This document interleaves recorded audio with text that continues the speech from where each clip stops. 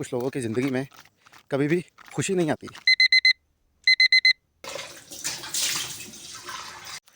अस्सलाम वालेकुम। आज है डे 4 और ये देखें मेरा पीछे बैकग्राउंड कितना खूबसूरत है। मेरा एक दोस्त है, उसके हमसाए में ना एक औरत की शादी हुई। काफ़ी पुरानी बात है। तो जब उसकी शादी हुई तो कुछ अर्सा गुजरने के बाद ना, मतलब जब उसके 2 बच्चे हो गए, एक बच्चा 1 साल का होगा और एक तकरीबन 5-7 साल का होगा। तो उसके हस्बैंड की होगी डेथ। तो उसका कोई और सोर्स ऑफ इनकम तो था नहीं। लोगों के घर काम करना शुरू कर दिया कमाने के लिए। कपड़े धोती थी, बर्तन वगैरह धो के उसने गुजारा शुरू कर दिया। अब हुआ ये कि कुछ अर्से के बाद जब इस तरह टाइम गुजरता रहा, वो अपने बच्चों को पढ़ाती रही, थोड़ा बहुत जिस तरह भी मामला थे गुजारा करती रही। अब हुआ ये कि अच्छा उसने कुछ अर्से बाद ना, मतलब 10-12-15 साल बाद जब उसका बेटा जवान हो गया, कमाने लग गया, तो उसने उसकी शादी कर दी कि चलो अब शादी के लायक हो गया तो शादी कर देते। जब शादी हो गई ना, तो उस लड़के का भी एक जब बच्चा हो गया, तकरीबन 1.5-2 साल का बच्चा था, तो उस लड़के को ना कमर की कोई बीमारी निकल आई। अच्छा, अब माँ के लिए फिर से चैलेंज स्टार्ट हो गया। एक बच्चा छोटा भाई पाला था, वो अभी कमाता नहीं था। माँ कमाती थी लोगों के घर बर्तन वगैरह साफ़ करके, एक बेटा कमाता था बड़ा, जिसकी शादी कर दी थी। अब हुआ ये कि जो मेरा बेटा कमाता था ना, उसकी कमर का मसला हो गया। और वो इतना शेयर किस्म का मसला था कि उसके लिए मतलब काम करना तो समझ लें नियर टू इम्पॉसिबल हो गया था। 2 साल मुसलसल हॉस्पिटल के चक्कर काटते काटते इवेंचुअली वो बेटा उसका एक्सपायर हो गया। अब पीछे माँ पे और जिम्मेदारी बढ़ गई। एक बेटा जो भी पाला था वो उसने भी थोड़ा बहुत कमाना शुरू कर दिया, बहू थी और अब एक पोता भी, मतलब माँ की जिम्मेदारी बढ़ गई। वो बेचारी बुरी माँ लोगों के घर में काम करती थी, सारे मामला वगैरह चला रही थी अपनी ज़िंदगी के।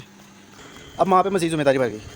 पहले वो अपने बेटों को पाल रही थी, अब उसे साथ में बहू भी पालनी थी और बहू के साथ साथ पोता भी पालना था। मामला जिस तरह के हुए कि पैसेज ऑफ टाइम जब इद्दत उसकी कंप्लीट हो गई लड़की की, तो उसने ज़ाहिर सी बात अब अपने आप को भी देखना था। 3 मरले के घर में वो रहते थे, उसमें भी उसकी बहू ने ना क्लेम कर दिया कि उसे उसके शोहर का हिस्सा चाहिए। ठीक है, अब वो 1.5 मरले के 3 मरले के टोटल प्लाट में आधा उसे चाहिए, मतलब 1.5 मरले का चाहिए उसे। अब मेरा सवाल सिंपल सा ये है कि उस माँ ने अपनी ज़िंदगी में जहाँ जो वो बहू बन के आई थी तब से लेके और अब तक उसने क्या खुशी देखी होगी। मतलब उसकी ज़िंदगी में खुशी नाम का तो दूर दूर तक कोई तस्वुर ही नहीं मेरे ख्याल से होगा, क्योंकि उसकी ज़िंदगी शायद सारी उम्र गमों से ही रही। पहले शोहर फोत हो गया, काम किया सारी उम्र, मेहनत की, मजदूरी की, फिर उसके बाद जी बेटा कमाने के लायक हुआ, शादी हो गई तो बेटा एक्सपायर हो गया। अब जो छोटा बेटा और माँ बैठ के कमा रहे हैं, कुछ गुजारा कर रहे हैं, और बहू इस चक्कर में आके उसे दे दिया जाए घर से हिस्सा। अब उस औरत ने क्या खुशी देखी होगी अपनी ज़िंदगी में। लेकिन शायद यही निज़ाम है ज़िंदगी का कि सबको सब नहीं मिलता। इसी तरह ज़िंदगी चलती रहती है और इस तरह ज़िंदगी गुजरती रहती है।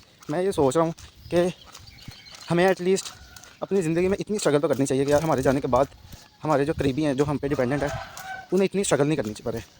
अगर हमने भी सारी ज़िंदगी खुद भी स्ट्रगल की और आगे जब हम जाएँ और अपनी बीवी बच्चों के लिए, अपनी फैमिली के लिए कुछ छोड़ के भी नहीं जा रहे, तो मतलब हमने फिर अपनी ज़िंदगी कहाँ गुजार दी है। मतलब हमारी ज़िंदगी का मकसद क्या था, हमने क्या अचीव किया ज़िंदगी में। अगर मैं स्ट्रगल नहीं करूँगा, मेरे बच्चे कल को सफ़र करेंगे, तो मैंने फिर अपनी ज़िंदगी किस चीज़ में गुजार दी है। ये तो सोचने वाली बात है।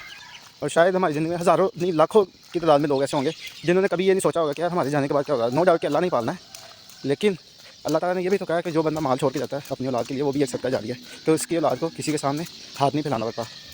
तो अगर हम नहीं मेहनत करेंगे, अगर मैं नहीं मेहनत करूँगा, मेरी क्या कहते हैं औलाद सफ़र करेगी और दूसरों के सामने से खपना पड़ेगा। मतलब जिस तरह के हालात है पाकिस्तान के, और फाइनेंशियली लोग इतने इंडिपेंडेंट नहीं हैं, तो उस हाल में अगर मेरे बच्चे भी कल को इसी तरह की ज़िंदगी गुजारेंगे मेरी जैसी, या मुझसे भी बिलो, क्योंकि इन्फ्लेशन तो उस वक्त तक शायद इससे भी ज़्यादा हो गया होगा, तो मैंने अपनी ज़िंदगी में क्या अचीव किया, मतलब मेरी ज़िंदगी का क्या मकसद था। आओ खाओ पियो मौज करो, बच्चे पैदा करो और मर जाओ। अचीवमेंट क्या थी मेरी ज़िंदगी में? ये कि मैं पढ़ लिया, पढ़ाई कोई अचीवमेंट नहीं है मेरे ख्याल में। ठीक है, आपको बोलने चालने, सोसाइटी में रहने का सलीका सिखा देती है, लेकिन ये कोई बहुत बड़ी अचीवमेंट नहीं है। ये ऐसी अचीवमेंट नहीं है, ये लेगेसी नहीं है। आपकी पढ़ाई आपकी लेगेसी नहीं है कि जो आप आगे अपनी ज़िंदगी में लेके जा सकते हैं। कुछ लेगेसी बिल्ड करनी चाहिए ना। तो मैं तो कोशिश कर रहा हूँ इसके लिए। लेट्स सी क्या होता है, क्या रिवार्ड मिलता है। मैंने तो अल्लाह पे भरोसा किया है और स्ट्रगल अपने स्टार्ट कर दी है। मुझे नहीं पता किस जगह पे जाऊँगा, लेकिन कोशिश जारी है। और वॉक करते करते मुझे भी थोड़ा थोड़ा सांस चलना शुरू हो गया। मैं थोड़े से तकरीबन 2-4 मिनट दौड़ूंगा अब इस वीडियो के बाद, और फिर ऑफिस के लिए निकलेंगे, तैयारी करेंगे, रेडी होंगे और ऑफिस निकलेंगे। ओके जी, अल्लाह हाफिज़।